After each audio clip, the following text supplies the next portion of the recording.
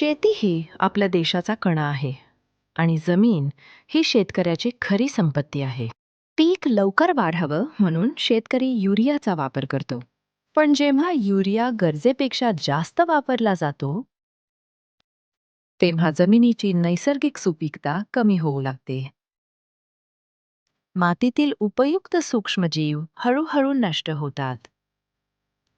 यामुळे पिकांच्या मुळांवर वाईट परिणाम होतो. पिकांची पाने पिवळी पडतात आणि वाढ थांबते. शेवटी शेतकऱ्याच्या हातात येणारं उत्पादन कमी होतं. जास्त युरिया पावसाच्या पाण्यात मिसळून नद्या आणि विहिरी दूषित करतो. अशी जमीन पुढच्या काळात नापीक होण्याचा धोका वाढतो. म्हणून माती परीक्षण करूनच खतांचा योग्य वापर करा. युरिया योग्य प्रमाणात वापरा. जमीन वाचवा, शेती वाचवा.